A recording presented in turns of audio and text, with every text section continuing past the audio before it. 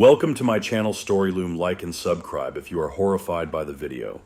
The Wilkerson family moved into their new home on the outskirts of town, a house that had been on the market for years. It was spacious, affordable, and came with an eerie silence that seemed to seep into their bones. On the first night, their youngest, Emily, woke up screaming. "He was standing in the corner watching me," she sobbed. Her father, Mark, assured her it was just a nightmare.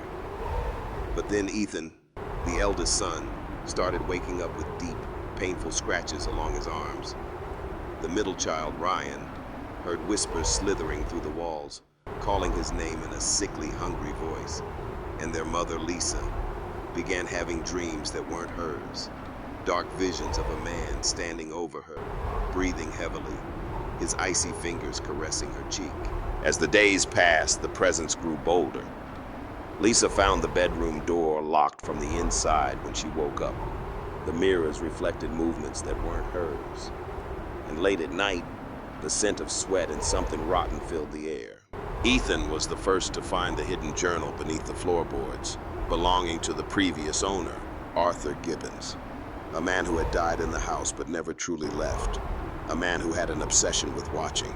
The entries were depraved, pages filled with Arthur's sick desires, his obsession with women, with feeling their warmth, their breath, how he needed to be close, and when they wouldn't let him, he made them. "He isn't just haunting us," Ethan whispered, flipping through the disturbing pages. "He's watching us, waiting." That night, Lisa woke up unable to move, paralyzed in her bed. Cold, invisible fingers trailed over her body, and a raspy breath pressed against her ear. "Stay here, forever." She tried to scream, but no sound came out. The closet door creaked open. A figure stepped out, not fully formed, but grinning. She could feel his hunger. But then, Ryan burst into the room with a flashlight, shining it directly at the entity. Arthur let out a screech, his form distorting violently as he staggered back into the shadows. Lisa could move again. "Light!" Ryan gasped. "He hates the light!" The family rallied together. Mark grabbed a bundle of candles. Ethan smashed open the remaining boarded-up windows. Lisa clutched a cross in trembling hands. They turned on every light in the house, banishing every shadow where Arthur could hide. As the walls groaned and the temperature plummeted, Emily, the youngest, did what no one else could.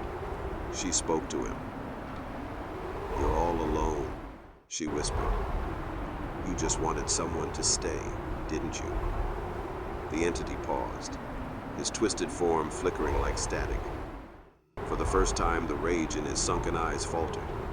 Lisa stepped forward. "But we won't. We're leaving. And you're never going to touch anyone again." Mark struck a match and tossed it into the fireplace. The house shuddered, the walls screamed. The journal caught fire, its pages curling and blackening, and as it burned, so did Arthur. The entity howled, his form twisting and writhing in agony until he was nothing. When the fire died down, the house was silent. No whispers, no icy fingers, just warmth. The Wilkersons packed their bags that night and never looked back. But as they drove away, Emily glanced at the house one last time, and in the upstairs window, a shadow stood watching, smiling.